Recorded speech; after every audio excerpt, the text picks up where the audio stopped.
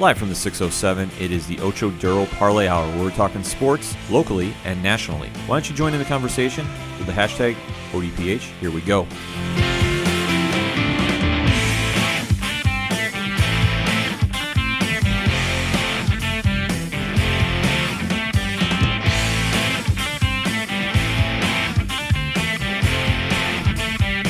And welcome back to another edition of the Ocho Duro Parlay Hour, hashtag ODPH if you're on the social media.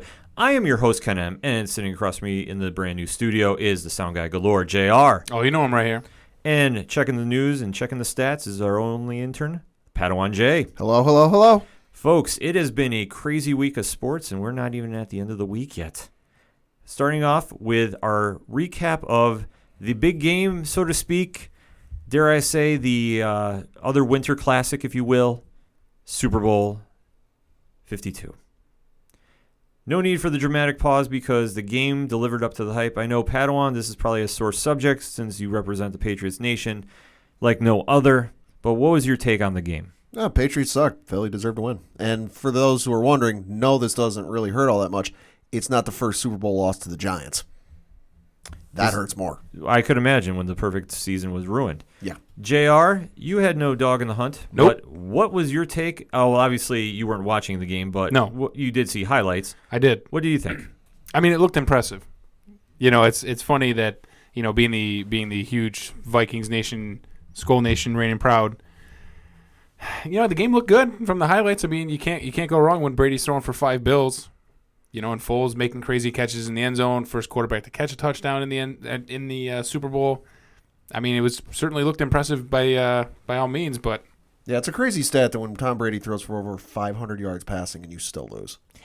The whole game just had a very weird feel to it, and what I mean by this is, I honestly thought I was watching a Madden game on easy. Yeah. Because neither team really stepped up to play defense until the fourth quarter. Now, I was very happy to see it because it was high scoring. I mean, I was at a very big party. Shout out to everybody that was there.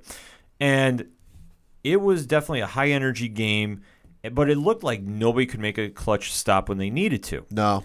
And the kickers started out a little shaky, too, because I don't know, Gostkowski, thank you, his record of misses, but I know it's pretty much non-existent, and I thought it was kind of a telling sign when he missed his kick. Well, the first one wasn't his fault. The first one, if you go back and watch the highlights, was a bad snap. It was a bad snap. And he stopped. The thing we know with kickers is they are very meticulous and they're very detail-oriented. They like their routines. They don't like to deviate from those. He had to stop his routine midway through so the holder could reset the ball because when he normally would kick it, the ball was currently sitting on the ground, not facing up. to be fair, it's actually nobody's fault other than Minnesota's because we have our own kicking woes. So it was just a reflection and proof that Minnesota is cursed when it comes to kickers, even if they're not in Minnesota. You know, both were. And I mean, we all remember the Blair Walsh project. Yeah. That didn't work. True story. The big, Shankopotamus almost didn't even hit the net from 26 yards. You know, that thought hadn't even crossed my mind. Yeah, no. So if you remember, we have a notorious history of shanks to the left, shanks to the right, complete misses when that needs to be absolutely clutch. And Minnesota delivered yet again with both kickers missing several times. It just was a very weird thing to see, especially, I mean, I know Super Bowl nerves do play a factor. Bills Mafia, we don't even need to go there, but you know what I'm referring to. Listen, not Gostkowski. Come on. Are you kidding me? But that's what I'm saying. No way. But that's what I'm saying. It was just a weird thing to see out of a clutch kicker like Gostkowski. And just to kind of see that the defense really wasn't showing up, albeit I thought the play calling of the Patriots was very suspect. Oh, I agree. 100%. I thought that there was just a lot of questionable. I don't think was the right word I want to go with, but I'm going to go with it. Oh, it's questionable. It was just kind of it didn't look like the Patriots. I guess that's the easiest way to say. There were times where it was straight up asinine.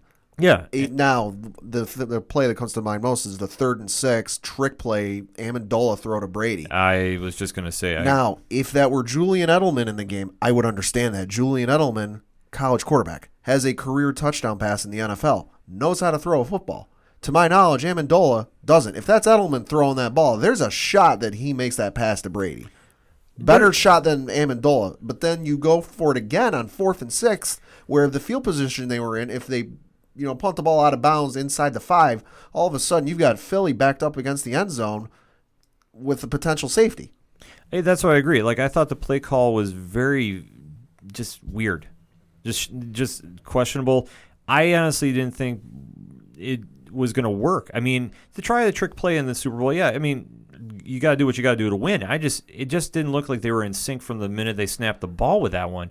And obviously, with Brandon Cooks being taken out of the game due to injury previously, I knew that was going to throw a wrench in the offense, but it just kind of seemed like we're just trying to throw stuff against the wall and see if it sticks. I thought they were going to try at least one trick play. They're good for at least one of those a game, but I didn't think it was going to be that. I figured it was going to be like the flea flicker. That's what I was going to say. They're usually good for at least one flea flicker a game. Yeah. They're usually pretty on point and connecting. But a trick play like that, and especially where they were in the field position, it was just like head scratching. Yeah. To say the least. And we've talked about the defense just was not there for either team, and you could tell by there was no punts in the first half or something like that. Yeah, it was just kind of a weird thing to see that no team was punting, everybody was just going straight down the field, and just to see that in the second half, that's usually where Belichick makes the adjustments, and you kind of see the tide is turning a bit. You didn't really see that, and I think kudos to Coach Peterson and the rest of the Philly staff there. They didn't back down, and they stayed to their game plan for the most part. Well, we thought they'd made adjustments, and we thought the tide was turning because if you remember, New England came out of the halftime and went out and scored down the field, and we're like, all right, they needed this. This is good for them. But to Peterson's credit, he also made adjustments, and he also knew, okay, New England's masters of making adjustments at second half. We need to do our own. Yeah, and I thought he played it brilliantly. Him and Frank Reich definitely ran that offense to where they needed to, and they took advantage of the situations they had given to them. And especially, I will say this, there was some ice in that man's veins for going for it on fourth down when he did. Oh, yeah. And obviously the Nick Foles catch in the end zone. No, I did not misspeak. He did catch the touchdown, which will be the play that everybody remembers from that game. Which I thought I read someplace, that wasn't a call from the sidelines. That was Foles. No, that was Foles. That was Foles doing it himself, which, hey, he made me a believer that he could win the big game because he did not panic. No, I mean, nobody on Philly's team panicked when the tide seemed like it was turning because Gronk was getting more involved in the second half, which if you follow the Patriots, that usually is what happens. Yeah. He starts taking over the middle of the field, and then nobody can stop him because Gronk goes into Gronk mode. Like, I don't know how you want to define which it. Wasn't until the second half, so I think the plan for the game, and I don't really know anything, this is just my guessing from watching the game. I think the plan for the game was run the ball and then Cooks. Because Cooks had made, I think, at least 2 or 3 catches in the first half. Cooks before he went out. Cooks was getting featured heavily in that first half until he got hurt. Yeah, and Gronk had 1 or 2 catches in the first half, but nothing major. It wasn't until after halftime or close to halftime that Gronk really started getting featured with that offense. But that's kind of how it's been all season, though. Yeah. I mean, honestly, it's been Gronk is kind of your closer, if you want to do it in baseball terms. He is the guy that closes the game for you. Philly did a nice job of slowing him down. Now, I wouldn't say close or shutting him down, but I would say slowing him down. He did a very good job with. And then when you get into the final, I honestly thought when it was the final 2 minutes and Philly scored, albeit it goes back and forth about the catch. Was it a catch? Yeah. And I think that's one thing. Honestly, you could flip a coin and it could go either way. It is all in your interpretation. JR, you're a neutral voice. Do you want to jump in on that? So the only thing that I really am going to say about the Super Bowl is, when you watch the highlights of the Super Bowl, the only thing it comes back to is the catch rule. Yeah. That's it. It's like, it's not that it was one of the greatest games played amongst two teams that were just playing lights out offensively, but it all comes down to, was it a catch? And that, I think, really, really hurts that Super Bowl because the stats don't lie. It was a great game. Yeah. It's back and forth, but yet it has the asterisk because here we are again about this stupid catch rule. Is it a catch? Does he have control? Is he a runner? It's like it's constantly going back and forth, and I hate that it ruins football games because even in the regular season, same thing. Yeah. Patriots Steelers. Yep. Yeah. How are they feeling this morning or Monday morning when they're like, wait a minute, hold on, is this real? Yeah. Is this that's a touchdown? So it's just they all have that like tainted asterisk next to it, and that's the only thing they're ever talking about. It's not that Philly pull out. Was it a catch? Yeah. Is it a catch? And it's like it's almost like if you were writing a book based off of the 2017-2018 season, this past season. The title of the book could honestly be The Catch Rule. or it's just what is a catch. Well, it needs to be clarified because, I mean, they've had this problem since what? Does Brian Calvin Johnson? I mean, you can go down the list, but it needs to be a clear-cut rule. I mean, if you're basing it off interpretation, that's one thing, but you shouldn't because it needs to be a set rule that is just it's either one or the other, and be consistent with it. But even Pat will agree with this. It's like, okay, so now we're going to say, all right, so he caught the ball, but after 2 paces or equivalent to 3 strides, he now becomes a runner, not a receiver. It's like, come on, did he catch the damn ball? Yeah. Yeah, that's the question. It's in his hand. He's caught the ball. There you go. Regardless, even if it was for the Patriots, it was the Eagles, whoever, Steelers, doesn't matter. It didn't matter. It was just did he catch the damn ball? Is in his hands? Yes, that's a catch. Well, now is he considered a runner? He's running. What does it matter? Whatever. Yeah. He caught the damn ball. Why is it different for receivers and running backs? Why is it? I thought when the ball breaks the plane, the play is dead. It's a touchdown, right? But now it's different for receivers. As far as I knew, it was, yeah. Way too complicated, and I feel like that's why it's hurting the NFL right now because no one cares. They're tired of this constant waiting for, is it a catch? Was he a runner? It's a complete waste of time, and it's really hurting the NFL. Well, I think the thing is hurting them is you have this scenario where they switch to all scoring plays are reviewed so that, A, teams didn't waste challenges on scoring plays, and then, B, they could just confirm them through, okay, they looked at it, it's good. But therein lies the problem that, they say, somebody scores a touchdown, kicks a field goal, runs in a touchdown, they're looking at it. It's automatic. Therein lies the problem that, if it's a quick, okay, yeah, we're good, great, fine, dandy. But then you sit there and it's, the Pittsburgh game comes to mind where Jim Nantz and Tony Romo were like, what's taking them so long? This should be clear cut. Yeah. Then you start getting the questioning and people going, oh, come on, I just want to watch. But they have, they take this way too far with the rule book and they're fine-tooth combing it and they're like, well, in 4K, ultra clear, it looks like this little blade of white grass moves, so I think it may be out of bounds, or, gosh, it looks like it's wiggling just a hair, or what do you determine as control? Oh, my, just let it go. Backyard football style. It's in his hand and he caught it. Done. I think in scenarios, especially the Super Bowl, they are so afraid that they're going to get a call wrong. The Cardinals in the World Series years ago, where they called the guy safe, but he was out by a country mile. Well, they're so afraid of a scenario where a call is going to be blown that it's going to determine the outcome of the game, that they're going to hear about it until the end of time. And they're so afraid and so bent on preventing it from happening that it's affecting the outcome of the game. Yeah, and that's taken away from it, which it shouldn't. I mean, it should be just clear cut. Is it a catch? Yes. Okay, then we go from there. Or no, it's not. But you need to have consistency, and that's one thing that I think will haunt the NFL for this season is there wasn't consistency. And obviously, okay, they did score. Brady gets the ball back with 2:21 left, I believe. Yeah. And he's coming down the field, and then the one defensive play that one sack. Yeah, but it's the one that counted because that was honestly the deal breaker right there. I honestly thought when Brady had the ball back, they were coming down the field and they were scoring. And I was telling everybody it was game's over. I said Brady's going to win this.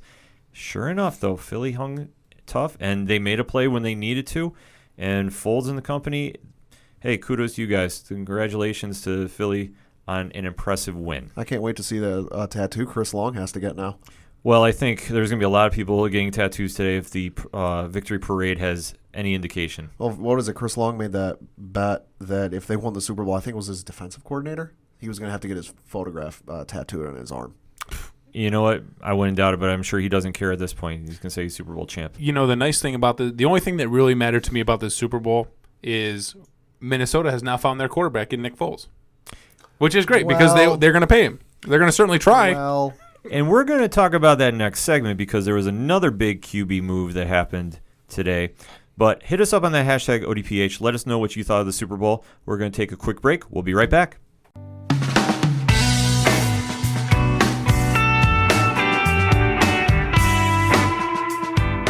We're now on iTunes. That's right. The Ocho Duro Parlay Hour is now on iTunes. So download, rate, and subscribe. Spread the word, and thank you for listening to the Ocho Duro Parlay Hour. I'm the street light guiding you home. Avoid the wrong step into. Talking some more football on this week's ODPH, and we alluded to last segment about a quarterback move that is definitely going to make some headlines this week. We're not talking Nick Foles because obviously that's becoming a question of what happens now in Philadelphia. No, we are talking about a man who is going to be one very happy San Francisco 49er. Pad, you got the details on that? Yes, ladies and gentlemen, I would like to present to the court Exhibit A in why the New England Patriots traded away Jimmy Garoppolo. The Jimmy Garoppolo and the San Francisco 49ers have come to terms on a 5-year, $137.5 million deal. What? Yo. Exhibit A, why New England traded him. When is the last time you saw New England give anyone anywhere near that money? Never. Yeah, I don't even think Brady got that his last contract. What is it? Garoppolo's making somewhere in the neighborhood of like 90 a year or something, 90 million a year. Brady's making like 30. See, I kind of struggle with this, but I kind of don't. And let me break this down to you. San Francisco needed to lock up Garoppolo after this. Oh, yeah. There was no question Jimmy G needed to stay in Frisco after winning how many games for him? 5. 5. Yeah. I think that'll help, though. But $140 million will certainly help. Oh, it will. But now you have your quarterback of the future locked up that if he can reduplicate this success that you had this season, you're on pace to do some damage in the West. I kind of struggle with this, though, is now was your precedent for if Kirk Cousins is released, your other free agent quarterbacks that have more of a proven track record for free agency. Kirk Cousins is kicking back, throwing his arms behind his head and sipping on some iced tea. He is excited. Yeah, he's got to be excited about this. I don't understand how you can't be. The reverse of that, the people who are really pissed are now Denver, who are going, damn, we really need to – the offer we had wasn't quite that much. Yeah. No. So I guess we need to start finding a couple more pennies under the sofa, so to speak, because that's not the offer we were going to give to Cousins. Yeah, and I think that now, I mean, if you're a free agent quarterback, you have got to be high-fiving your agent and saying, well, we're going to be going to the bank as soon as free agency is official. Now it's just where does everybody else fall? Because Jimmy G was, I think, going to be the highest free agent quarterback of the class that was coming out, even bigger than Cousins if he was officially done with the Niners.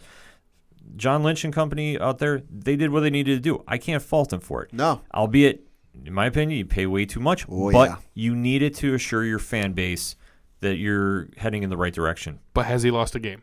No, not yet. No. Bingo. 7-0. Cha-ching. Well, pay him. That's the thing. He hasn't lost a game yet, wherever the record is. But you needed to assure your fan base that you're committed to winning. You needed to assure your fan base, and you also needed to lock him up because if he left for pick any team he could have potentially gone to, 49ers don't exactly have a great draft spot. No, but at the same token, Lynch has made enough moves that he's definitely showing that he can make some magic happen in the draft. Albeit, if you did lose your star quarterback, a lot of things could happen. But that's where you got to have good coaching and you have good personnel to make sure this stuff happens. It's going to be very interesting to see where now Kirk Cousins goes because obviously his price just went through the roof. And if Washington does franchise him, which I think would be a smart move to get back of what you lost in the Alex Smith deal, the sky is the limit for what's going to happen. It's like Kirk Cousins is already picking out Lambos. Yeah, but that's really dirty. Other Redskins to do that too. Franchise tag him and use him as bait. I mean, hey, I mean, you know what? To Cousins, hey, you're going to make $30 million with a franchise tag as a backup. And you don't even get hit. You don't have to worry about nothing. That's Matt Flynn money. Oh, sheesh, yeah. But you don't got to worry about getting hit. You don't have to worry about taking a sack. Nothing. You just kick it back, make your $30 million, use me as trade bait, whatever. Sure. But it's smart business. It's a smart business. It is. From the Redskins standpoint, it's brilliant. Yeah. I mean, you're really messing him up because, that means you're going to have to get a team who's going to take that contract for sure or renegotiate or whatever. And there's at least one. Oh, you got a couple for sure. Yeah. Cleveland. Bills, Cleveland, Jets, Denver. Jets, I mean, Arizona. Giants. I mean, there's a lot of different directions it's going to go in.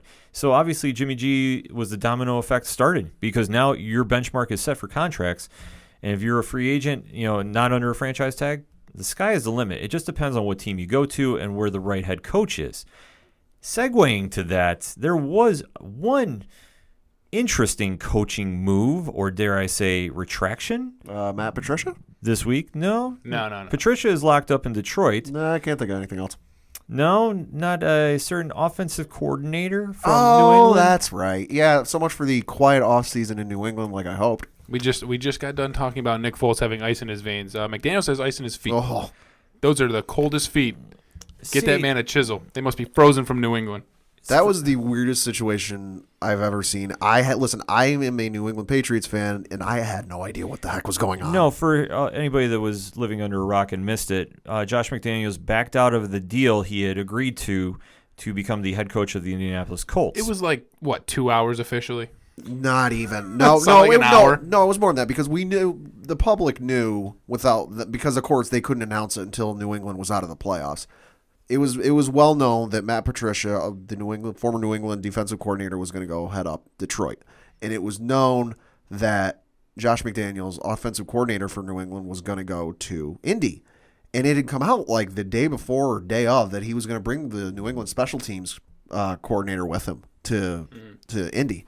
So it was like, oh great, we're going to lose our defensive coordinator, we're going to lose our offensive coordinator, we're going to lose our special teams coordinator. Who in the heck is left?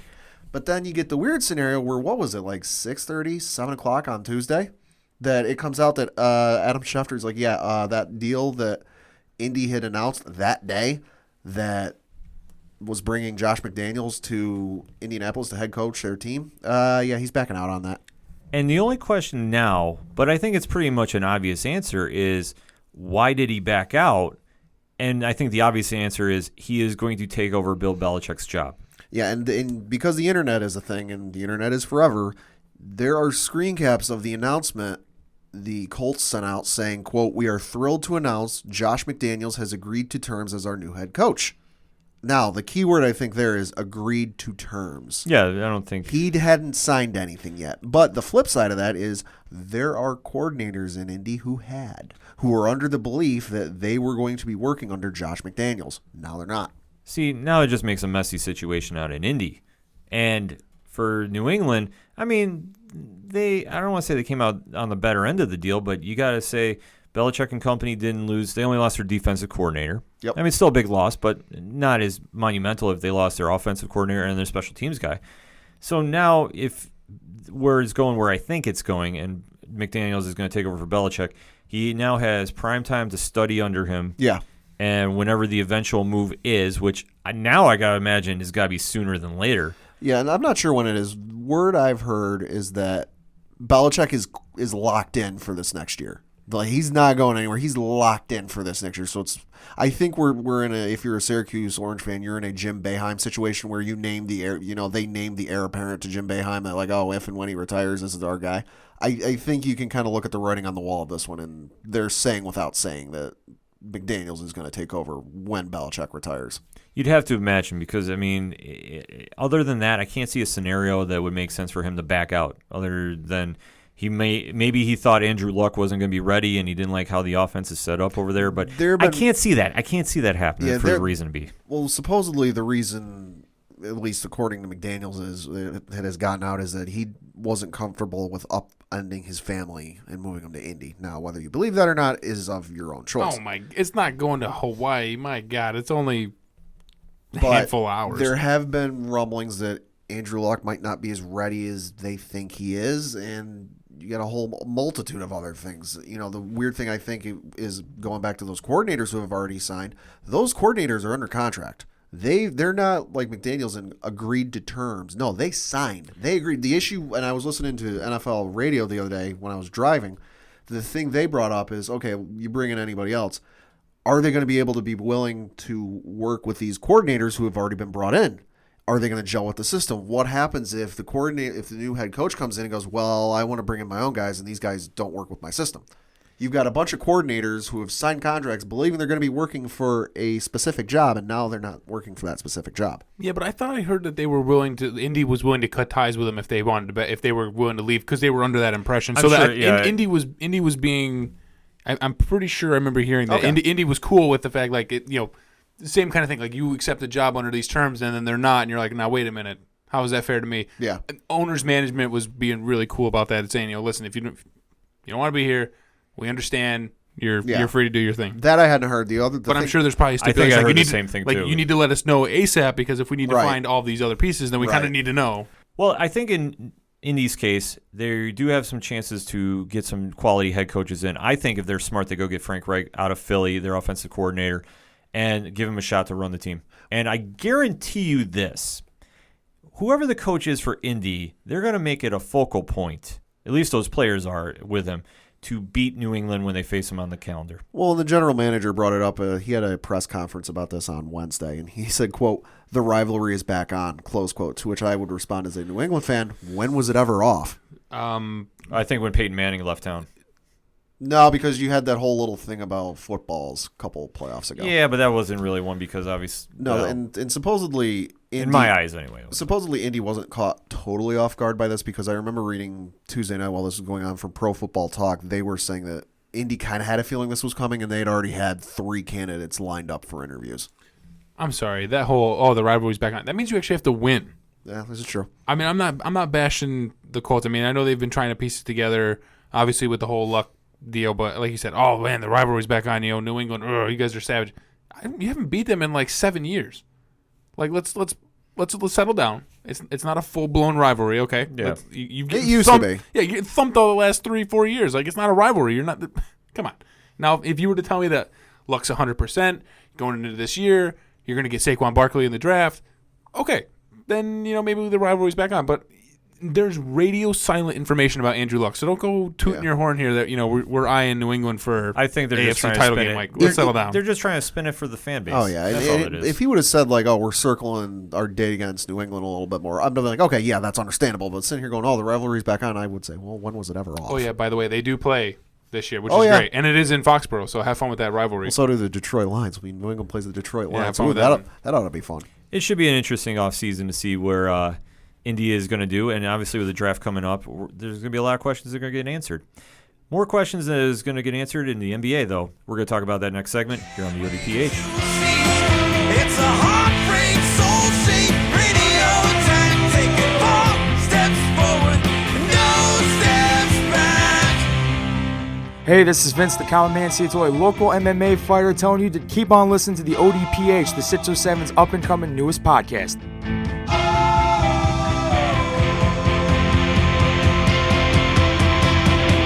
We knew right where we'd be, floating on the airwaves, you see. It's a heartbreak, soul-shaped radio attack. Taking 4 steps forward and no steps back. We knew right where we'd Coming back on another segment of this week's ODPH, talking some NBA and what the heck was going on today, Pad? Oh my goodness. So for those who don't know, the NBA trade deadline was today at 3 p.m. Eastern on Thursday as we record. And that's basically the deadline you have to trade players. And if you're curious, out of the 10 players who played for the Cleveland Cavaliers last night, 40% of them got traded in an absolute fire sale. Isaiah Thomas and Channing Frye got sent to the Los Angeles Lakers. Dwayne Wade got sent back to the Miami Heat. Derrick Rose and Jay Crowder got sent to the Utah Jazz. It was just, for about an hour today, it was just absolute insanity online for the number of players the Cavaliers were trading. And one guy for ESPN got a text from an anonymous Cavs player who survived the massacre, texting him in all caps, "What just happened?" Honestly, piecing from what I read together, I don't even know what happened. I'm just shocked at how quickly, even from the offseason, the Cavs just have never gotten back on track this season. And I thought with Isaiah Thomas coming to the team, I mean, obviously he did a little different than Kyrie, but still, quality team, still going to contend in the East. How has just gone downhill so quickly? Yeah, Isaiah, like I It's said, mind-blowing. Like I said, Isaiah Thomas, Dwayne Wade, Derrick Rose, Iman Shumpert, Jay Crowder, Channing Frye, a 2018 first-round pick got sent away, and they obtained Larry Nance Jr., Jordan Clarkson, but from the Los Angeles Lakers, and they obtained George Hill and Rodney Hood. Now, interesting of note, little tidbit, little interesting side fact, Larry Nance Jr. in the dunk contest. Yeah, I mean, that's what he's well known for is his dunks. Yep. So this was just absolute insanity. And let me just point out, Lakers made out like a bandit in this whole deal when they got Isaiah Thomas. They added a decent shooter. They also dumped enough cap to now be able to offer 2 max contracts in either the 2018 or 2019 season, and they got some draft picks back. Okay, but then here's your question. Is Isaiah staying as a Laker? Because if he is, I strongly doubt LeBron is going out there. No, well, the Lakers have already said they're moving on from trying to obtain LeBron. For the Lakers. Okay, so that's a smart move for them because obviously if he couldn't play with Isaiah in Cleveland, there is no way LeBron is going to go play with him in Los Angeles. This is just not going to happen. No. Okay, so now two things have got to come into play. If you're the Lakers, you've cleared out enough room for 2 players max contract. Who are you going to go after if one of them isn't LeBron? And secondly, if you're Cleveland, what is the plan now? Because if you don't have a plan after doing that fire sale, this was all for nothing, and LeBron will be heading out as soon as possible. Of note, Thomas is like a 6-month rental. He's in the last year of a 4-year deal. He's a unrestricted free agent after this season. Okay. So I think but getting to your LeBron question, I think this is ownership sending a message to LeBron, getting a little younger, getting some draft picks, and saying, hey, here's what we're willing to do. Well, they've also made it clear that he won't commit. So that's the organization saying, well, we're not waiting until the end of the year when we have an opportunity to get younger, get more draft picks. You won't commit to us. We have to do what's best business-wise, and that's get younger, get more picks, and insert 3 words, trust the process. You can, but I guess I struggle with this on one aspect, though. When LeBron left, there was, to say the least, bad blood between ownership and him. Yeah, there was. And the fan base, and it was a very ugly time if you were a Cavs fan. I mean, my dad, God bless his soul, was one of the most diehard Cavs fans there was, pre-LeBron, post-LeBron, pre-LeBron, coming back. To say that trusting the process when they really had no backup plan for him leaving is an understatement. Yeah. Now you go into he came back. He didn't have to, but he did. He won you a chip. He is a legend in Cleveland. You can't take that away from him. One of the most remarkable comebacks in all of NBA sports history, however you want to define it. But now you're basically saying, well, you're not ready to commit. Okay, we're going to pull the trigger on you and we're not even going to deal. I just don't get that if you're Cleveland and you're trying, unless you already know he's not coming back. Unless you have fully gone all in, he's gone. Well, I think a couple interesting things with this whole scenario. I think the Cavs ownership is having deja vu, where you've got LeBron James, you've got a bunch of role players around him who really, they're all right, not the best. And they're having deja vu, where if you remember right when he left Cleveland the first time, it's kind of where he was. It was LeBron James, best player in the league. He had Anderson Varejao and Mo Williams around him. A bunch of, he didn't have... They're all right. Nothing great. He didn't really have anything around him. But they're having deja vu. I think the other interesting thing I read last week was how Miami said that the writing was on the wall. They knew LeBron was going to leave and go back to Cleveland. That they didn't really get his best. They felt he didn't get his best because if you go back and look at his stats from those finals, they were down from the last couple he'd been in the years before. Maybe. But now... Or Jerry, you want to jump in? No, I was going to say, those Cavs team, they had Sajunas Ilgauskas, okay? He was a 7'3" savage in the center. But the thing, what I was going to say, though, is, okay, when he came back, he had talent around him. Kyrie Irving, just starting his career and getting into his superstar mode. I mean, they had draft pick after draft pick, Tristan Thompson. They had people around him that worked. They got Kevin Love out of Minnesota for him. They built a team around him, and look what happened. So now, I mean, obviously everybody is asked, for whatever the case is going on behind the scenes. I'm going to change what I'm going to say. Whatever the case is, who is at fault for this? And if it's the ownership, what do you got to do to fix this? And that's the thing. If you're going to let him go, then you've already committed that he's gone. Then what do you do to build your team back up? That's going to be your question now. And if you're a fan of LeBron, where do you think he's going? I don't see him going out to the Lakers. Okay, so hypothetically saying, see, now I'm getting wound up here. If he goes out west to the Lakers, okay, he gets a max contract with who? Paul George? Maybe? See, the Paul George thing is kind of thrown up in the air because he came out and said that, playing with Russ and how they've been playing has been making the decision for what he does in the offseason easier. Well, yeah, because I think Paul George stays put. I do too. Okay, then who do you get to go join him out there? Because there's no way he's going to go out there with a team that is not ready to contend with Golden State. So he's been on teams that aren't ready to contend before. He doesn't want to do that again. Yeah, that's why as he's going into the end half of his career, why would he go to a rebuilding project unless they're ready? You have to look at it from that aspect. If they're not ready to win now, he's not going there. There's no way. If he's going to go out west, he's either going to go to Houston or San Antonio, or even I'll throw a long shot at you and I'll say Oklahoma City.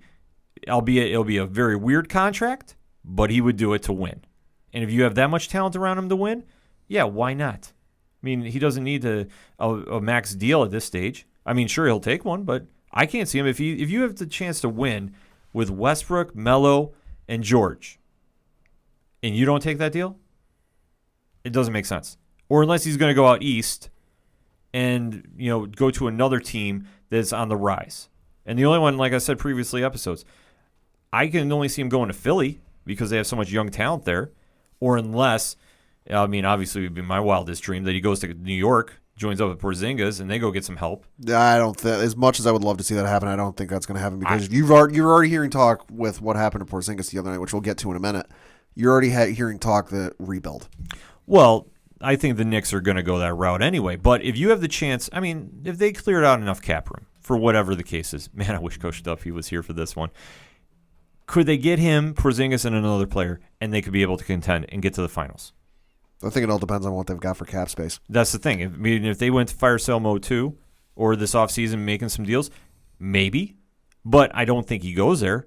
But I think if he's going to leave Cleveland, he's going to want to go somewhere where he's going to at least be able to get to the finals every year. Can you do that at the Lakers?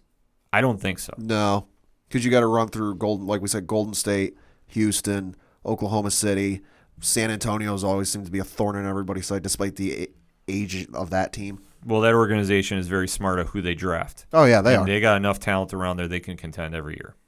But it's the proverbial gauntlet to run through there. Whereas if you stay in the East, yeah, you got a couple teams that are up and coming and will give you a little bit of a headache. But it's still a relatively easy path through the East. And if LeBron, let's just use your example, Philly. Let's just say LeBron goes to Philly. Well, he leaves Cleveland all of a sudden. Well, there's a contender out of there that drops to 15th, 16th, or whatever in the East. Yeah. All he really has to deal with is Boston. And he can deal with Boston if he's on Philly. And he's got those guys. You just need somebody to contend with. Yeah, I mean, if you were going to go anywhere, I mean, I think dark horse. I mean, you could go with the Bucks. That'd be a nice, LeBron, Giannis Antetokounmpo. Like, are you kidding me? That'd be pretty deadly. If they gave him some talent up in Milwaukee, crazy Lob City. Yeah. Even more so if you want to stay in the East. I mean, you could go with a Detroit team that's now seems to be unstoppable. See, I don't think he would go there for this simple fact. I mean, it's been heavily rumored that Dan Gilbert wants to sell the Cavs and buy the Pistons because he's more based out of Michigan. If that happens, that's not going to happen. No.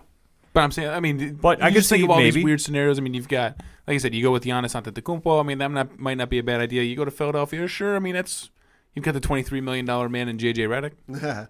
Stop. I'm like, nope, not even. He was a dookie. Come on. I know he was a dookie. Pay him his money. He's good. He's a good shooter. But like I said, it's a lot of rumors because, like I said, it's rumored that about Dan Gilbert wanting to sell the Cavs. If that is true, who knows? I mean, I think it would be an ultimate long shot if LeBron says, you know what, I'm retiring and I'm going to go buy the Cavs. Just rebuild from there as a first owner / player. Like take that step. Immediate retirement and go buy the team. I don't know. Well, I'm going to throw some crazy scenarios out to people. Well, I want to hit some on the hashtag ODPH and let us know what you think. First player owner thing, I think we should remember Michael Jordan. This is true, but like I say, would it be different with Cleveland? I don't know because that's the thing. I mean, if they're having all this, questions of who's owning the team, who's going to be on the team, it's just making things real messy. And if you're a Cavs fan, you got to be just on meltdown mode right now. LeBron, buy the Cavs. Play for the Cavs, start for the Cavs. It could be done. Why not? You know what? I own the team. I make the decisions. I hire the coach. It's a foregone conclusion that LeBron's going to at least own a team at some point. I mean, you look at the team he drafted for the NBA All-Star game. On paper, stellar freaking team. Yeah. He's got the mental He has an extremely high basketball IQ. Thank you. Extremely high. That's what I'm saying. I think he could honestly become the owner and build his own team. If you really throw that scenario in there, and why not? What else does he have to prove? Cleveland's favorite son buys Cleveland's favorite team. Exactly. I mean and I tell you what, Cavs fans would get on board instantly. I know a few that would. I'm just saying instantly they would because What other scenario works? I mean, what else does he have to do for his legacy? Nothing, unless he comes to New York. And if he wins in New York, and obviously with what happened to the Unicorn, because I will mention him because I've been struggling to even talk about this. But with Kristaps Porzingis tearing his ACL on a freak dunk. Complete tear now, right? Yeah. Ugh. He's out 10 months from what I heard. No, I knew he was out, and I knew he was having surgery. Ugh. So, obviously, if LeBron came, not this season, but next season, Unicorn comes back, they get a couple more role players. If he wins in the Garden, that's the only thing left for his legacy, my opinion. And, of course, the Knicks also made a trade today where they traded out Dougie McBuckets to Dallas. For another point guard. For another point guard and I'm going to butcher this name, Emmanuel Mudiay. Yeah. I love that Coach was blowing up all of our phones going, oh, goody, another point guard in the Garden that we don't need. The minute Coach Duffy hears this, he is going to hit the blogs and write an epic masterpiece. Mark my words. If you haven't checked out our blog section, make sure you do on our website. But in closing, though, it has been a crazy day with the NBA and the finals or the trade deadline. Real quick, who's your winner and losers? Lakers. The Lakers came out like roses if they have a plan in place of who they're going to get. The Cavs obviously lost because you've now lost your fan base. You probably lost your MVP player. You really have no direction right now. Until I see otherwise, I mean, it's a done deal. Because if you're going to build a team around Kevin Love, when he gets healthy enough, that might be your saving grace. But is it enough to win the East? I don't think so. I could be wrong. But now it all depends on what LeBron wants to do. And like I said, it's been rumored that Dan Gilbert wants to sell the team. If he does, LeBron should buy it. Build his team up. Because what else does he have left to prove as a player? Nothing. He's cemented his legacy. If he wins one more title at another city that's never won, that would be the only thing in my eyes. Let us know what you think. Hashtag ODPH. We're going to take a quick break because I obviously need one because my voice is dying right now. We'll be right back.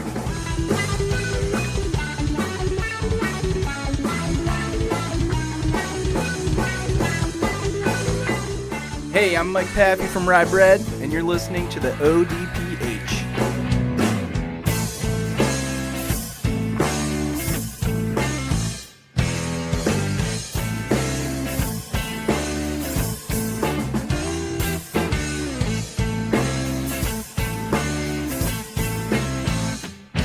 Coming back here on the ODPH. It's only appropriate. Pad, we got our two Yankees guys in here. In case you didn't know, pitchers and catchers report in a week. Yes. Yes. Tebow is coming. All right, listen, we're not getting into the Tebow talk already, all right? Yeah. You know, you keep laughing, he's going to be a Buffalo Bill here soon. So let's back that up.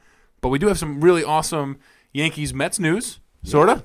Todd Frazier, in case you didn't know him, former Yankee, now a Met, getting his cash money. It's a nice little 3-year deal there. 2 years. 2 years, 17? 3 year. 2 years, $17 million. We'll get him for 3. Overpaid. It's not overpaid. Stop. Overpaid. Really? Okay, break this down to me. I'm actually with JR on this one. Hang on. Overpaid would be the David Wright, who's making $30 million not playing. Here's why I say overpaid. Last year, 2017 stats, and this is split between the Chicago White Sox and the New York Yankees. Batted .213, 27 homers, 76 RBIs. Okay, first of all, 27 home runs would be second on our team. So we're going to take that as a positive. I see Ken over here giggling. That's great. Thank you. Yeah, that's number 2 on our team. Yeah. Judge hit 50, whatever. Okay, well, cool. But 27 means a lot to us in New York, okay? Well, over in Queens. Not in New York. I'm in Queens, yeah. All right, but continue. 27 home runs. He had 11 of them in Yankee Stadium, which is homer friendly. Listen, how could this not pan out? I mean, look at the Jason Bay project that was. Oh, boy. Yeah. He didn't make 200. Well, I think he did. I think he ended up with like 203 or something weird like that. But, I mean, how could this possibly go wrong for the Mets? I'm for it. Hey, you know what? Why not? It's a good deal. I honestly think it's a good deal for them. He's a good clubhouse guy. He's a good veteran player. Oh, he's got plenty of power to hit only 27 home runs in Yankee Stadium. Citi Field, which is a little bit bigger. Sure. However, I am excited that we're going to have Syndergaard back. The training staff has kept him out of the weight room so he no longer looks like a tight end. He's actually just been doing regular pitching motions, not trying to outbench J.J. Watt in the weight room. So that's good. Yeah, no, the Mets are looking like they're going to show some promise. Oh, heck yeah, man. We're going to have Syndergaard there. We've got I'm thinking, as a Mets guy, pending injuries, DeGrom was going to be our opening day starter. You're going to have Syndergaard as 2. You're going to have Matz as 3. Wheeler will be your 4 because he did win his arbitration for a nice little $1.9 million payday. Cha-ching. Mm-hmm. And I'm thinking throwing the dark horse. I think they need to get Bartolo back. The big sexy needs to be the anchor there in the 5-hole. Didn't he sign with Texas, or he was talking with Texas? I think. Yeah, I know, and I'm really mad because they're gonna just put him in it. They're gonna invite him. He's gonna sort of pass his physical like he always does the last 3 years. But I think he needs to come back to New York. Big sexy, reign proud, and he has his only home run as a Met. So that was one of the greatest moments in baseball. If there was ever a man or woman that needed to be studied by science, Bartolo Colon is it, because by all accounts, being the age he is, he should not be pitching as well as he does. He shouldn't, but he's producing. Same thing I think Frazier is going to do too. He has mastered. Hey, listen, Bartolo has mastered his craft. I mean, he is now, instead of the hard throwing young man that he once was as a Pirate, he's now mastered the location, which is really important. And I think it's great. And I think it's great, especially when you look at the Mets team. I mean, granted, he's not a Met, but I think he really helped. Almost as like a pitching coach, because he got our young guys here. You've got your DeGroms who can hit 100 occasionally. You've got Syndergaard who tries to he can get 102, 103 on the gun, and he can throw a good 7-8 innings strong with that. But being able to show and teach the intangibles of location is more important than trying to put a baseball through somebody. Yeah. If you can hit your spots. Look at Bartolo. I mean, his fastball hits 90, maybe 92 on a good day. On his absolute best throw, it's now very low 90s at most. But you know what? He still gets strikeouts because he's got that location. So from a pitching coach standpoint, I thought he was great. And there's a lot of people who live vicariously through him because the 45-year-old's out there still throwing. This is true. No, this is very true. But you know what? Getting back to the point, though. Pitching-wise, they should be okay. But I think, though, for his defense, it's going to help out. And, I mean, obviously, with David Wright being very injury-prone, at this stage, it can only help them. I mean, the Mets are going to be on the rebound this season. Unfortunately, he's done. Wright's he's had shoulder surgery now. He's got back, he's had back problems. Of course, he's got the spinal stenosis. I mean, he just at the end of last year he had shoulder surgery. So I mean, he's got to be at that point where doctors are telling him if you get one more injury, your career is over. Yeah, I mean, and at this point, and you know what, and the Mets would not do him wrong because I mean, everybody, No. When you think Mets, you think David Wright. And that's in that. I mean, you guys aren't even Mets guys, but that's the first thing you think of is David Wright because he's always been the class of the organization. He's been your anchor at third base, but at least that's the household name that you just associate with. You know what I mean? For a long time, you guys did that with the Yankees. That's what we do in New York. David Wright's the guy, so they would definitely not just kick him to the curb, push him out the door. But I'm sure that those conversations have been there. Listen, be a part of the team, whatever, but you might want to consider just kind of walking away at this point because, I mean, it's a really bad comeback here. It's just not working out. And there's no shame if that's what you chose to do at this stage. Absolutely. No, there isn't. And Frazier is an adequate replacement for him. Because, I mean, honestly, I think with your pitching staff being your main focal point. Oh, sure. It's definitely not the power in that lineup. Yeah, it's not going to be the power. So you need somebody who's going to play solid defense. Frazier will do that. Oh, yeah, he will. And so I don't think you need him to go mash for 30. I think you just need him to hit 250, 17, and 68. That's our job. That's why we have Cespedes as we do. He's our guy that we, obviously they're not the same, but he is like our Aaron Judge to compare. I mean, he's our big bomber, quote unquote, for the Mets. I mean, he's super streaky, sure, but at least he's the guy that we count on for big power. Runners on base, he's going to drive them home. That's our guy. So like you said, Frazier, we're not expecting him to come in and be a 30 and 100 guy. It's just not. It's not his game. It's not what we're expecting him to do. But the thing I did read after it got announced that the Mets had gotten Frazier, that part of the pitch was that, hey, if David Wright comes back, we'll put you in there at third base on his days off, but we'll also use you at first base. Sure. And like I said, I'm certainly I like the deal. I think it's gonna be great for us. I'm really stoked going into this year. I'm not so stoked for the minors because we're still chasing this Tebow dream, but. Yeah. I don't know why, but he's selling tickets, Fireflies. He's really helping them out a lot, so that's great, making a lot of revenue. So coming to Binghamton, yeah, shout out, whatever. He's not going to get there, but you know what? Listen, if he's doing that good in New York, why does he just be a Yankee? Why don't they just pick him up like they did Russell Wilson? Because just pick him up and let them compete for it. Why not? Well, it was kind of funny that the Yankees did take the contract of Russell Wilson. Annoyingly, I admit this because they see what Tebow did. And it's totally working in New York. I mean, like we've read in the articles, come on, he's selling so many tickets in single A ball. But all right, but let me throw this counter argument to you. Football people will come and watch Russell Wilson pitch, or not pitch, excuse me, play in the outfield. The difference of it is Tebow's going to play. Wilson's not going to play. They just traded the rights. Well, that's not what I'm saying. Tebow has a certain aura around him. He's a very charismatic guy. He does bring a certain audience to the games. Will Russell Wilson do that? I don't know. If he showed up, though, you'd get, like I said, I think you might get more football guys showing up. Well, I shouldn't. Football folks and fans coming to see him. I mean, we know a few people right off the bat who are Seahawk people who would love to go see Russell Wilson, and they can't go all the way to Seattle to see him. Right. And, they're not going to go to Miami when they come on the West Coast, or it's hard to get there. Like, if they come to Buffalo, then maybe we could see a Bills game. But are you telling me if he's in single A ball somewhere around here? But the question is he that committed to it? See, that's what I'm saying. We're like with Tebow, he has a unique mystique about him. But that he's committed to baseball now. You know that, okay, football is not his main ploy right now. With Russell Wilson, you're still an elite quarterback in the NFL. I don't think you're going to be doing the Deion Sanders doing double duty. No, and the thing is if I remember correctly, Wilson did show up to Texas Rangers training camp last offseason. He took a couple of grounders, but that was about it. Yeah. He never saw a game.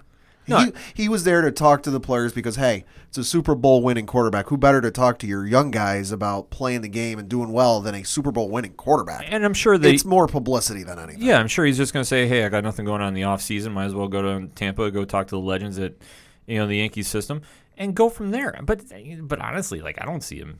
He's never seen a field. Yeah, I mean, he's not. I mean, granted, we all know obviously he's not going to play a game for the Yankees pro team. No, but I mean, hey, why not? If you get, if you could convince him to play in a single A game or something, I mean, I'm sure he would. If you talked him into it, he probably would do it. I'm sure he would, but I just don't see his heart being into it. I'm not saying he's going to make it his career, but but if you call him and the Yankees owners are like, hey, listen, why don't you come and play a game or two here, or if it's close to home, it's easy for him to get there, then sure, why not? Yeah, why not? I mean, maybe. I'll say maybe, but I don't see it. I just don't see it. I mean, for publicity, do they really need that bump in their minor system? I don't think so. It's not. But with Tebow is a different story, though. And plus, Major League Baseball teams draft NFL players all the time, at least before they get in the NFL. I mean, heck, Montreal Expos years ago drafted some guy named Tom Brady. It happens. Yeah. And usually they just sit on the rights and nothing ever comes of it. Yeah. So, I mean, if he goes on the camp, it would be a cool thing for spring training, but obviously I don't see him joining the main roster in April. I'll say that right now. Oh, well, no. I'm just saying. I mean, like I said, if anything else, like you said, why not play a game or two? Like you said, I mean, it's recreational. You're not doing this. Okay, they talk, he's a two-sport athlete, and okay, sort of. But why not? Why not go play a game? Shoot. Well, I think what do they pay you? What do they pay? Like $100,000 or something like that? I think the reason he wouldn't play a game is because the exact same reason the Yankees manager played a basketball game in the offseason. Going there. You think back. Winter, what was it, 2003, 2004? Yep. Current Yankees manager Aaron Boone was playing a pickup game of basketball at home with some friends and blew his knee out. Yeah. And was out the entire season, hence why they got A-Rod. And I fully see Seattle saying, yeah, you can go down and say hi, but don't do anything foolish. Yeah, that's why they let him take grounders a couple years back with Texas, and that was about it. Well, you never know. I mean, who made off in the better off-season deal? The Mets with Todd Frazier or the Yankees with Russell Wilson? I think it's pretty much a no-brainer. Yankees with Russell Wilson because the greatest quarterback in New York isn't even a Jet or a Giant. He's a New York Yankee. True. This is true. Very valid statement. It's extremely savage, but it's also very true. Hit us up on that social. Man, I can't even come back from that. Gosh, that's a really. That's below, man. Pat is just dropping the knowledge on everybody. Some hard fire there. Hit us up on the hashtag ODPH. Let us know what you think. We're going to come back, take a quick break. Here we go.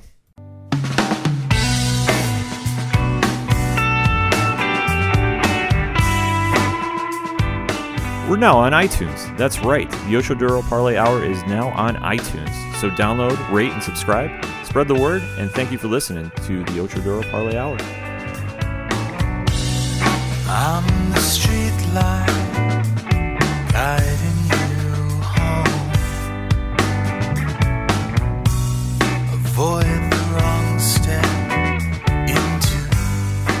coming back from Pad's infinite wisdom here on the ODPH to the local minute.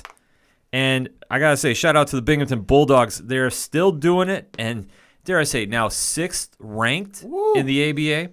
Killing it. Absolutely killing it. Winners against Northeastern Pennsylvania Stars and Stripes, 139-118 this past weekend. They're away on Saturday the 10th against Jersey, but they're home the 11th against the Pottstown Flames, 6:05 start time. BinghamtonBulldogs.com. Go check them out and go hit up their Facebook page because as we were going to show, I know they were posting something about getting mentioned by the ABA Game of the Week. So there's some interesting information on there. Go check them out. Go support them. They're doing big things in the 607. So shout out to them, boys. And Binghamton Devils lost Wednesday to Laval, 4-1. And they're away this weekend against Toronto, Saturday and Sunday. So go check out some AHL hockey, BinghamtonDevils.com. So closing out with our recommendations for the week because the NFL season is over, so we want to give you some more sports to go check out. JR, hit us off. Oh, man, I am so excited. So in case those of you who didn't know, as we are recording, the Olympics are right around the corner, and I am very excited to watch this because I actually got a glimpse of it this morning. Curling. I am a huge fan of curling. I know it sounds weird. I'm fascinated by the sport because I find it really interesting, and I'm into all those backyard kind of sports, and I classify this one as a backyard sport with your cornhole and your ladder golf. I'm all in on this, man. I think it's great. U.S. bringing home the gold in the curling. I'm going to be watching. Don't you worry. Stay tuned. The Olympics are always a cool thing. Definitely, I'm into the hockey. I'm going to need something to watch because as we are going, the Rangers are not doing so well, but I still bleed Blue Shirt Nation all day, every day. We are Rangers Town. This might not be our season, but we're going to go out swinging. Hockey is going to be my favorite thing to watch of the Olympics, but I got to say I am a fan of the luge and bobsled just because why not? It's something we don't see every day. And I think one of the coolest storylines, too, is Lindsey Vonn is coming back to skiing, and I definitely want to see what she does in these Olympic Games. So shout out to the USA team, and hopefully it's a great Olympics for everybody. Yeah, me personally, I'm going to be checking out the Olympics. Snowboarding, I'm always fascinated by snowboarders. They always pull off crazy, amazing tricks, and can't wait to see what Shaun White does and tear it up. Other thing I'm watching, Saturday, 8:30 on ABC, San Antonio Spurs visiting the Golden State Warriors. Definitely a good matchup right there of a potential final or Western Conference Finals matchup. Your current 1 and 3 seeds in the Western Conference. You can never Coach Pop and the rest of the boys in San Antonio for making a fight go against Golden State. So that's good recommendations. Mine is UFC 221 is going on this weekend. And it's pretty much highlighted by the middleweight title fight between Yoel Romero versus Luke Rockhold to crown the new champion since Robert Whittaker is out for injury. It is definitely going to be an interesting fight. Rockhold is a former champion who was defeated by Michael Bisping. Yoel Romero was defeated by Robert Whittaker for the interim title way back when. So definitely a lot of hard hitting expected of this one.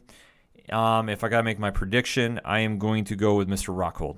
I just think that he is a more skilled fighter, but not to doubt Romero lands a big right hand somewhere in that fight. Because if anybody remembers his fight against Chris Weidman, yeah, downright scary what the man is capable of. But I think Rockhold is definitely in his prime time right now, and I think it's going to make for an interesting fight, nevertheless. I do see Rockhold winning, though. I could say going by decision, but I think he might finish him by submission. Let us know what you think. Hit us up on our social media. Check out our Facebook page. Check out our Instagram. Check out our Twitter. Check out our website. We're doing a lot of work on there, especially with the blogs.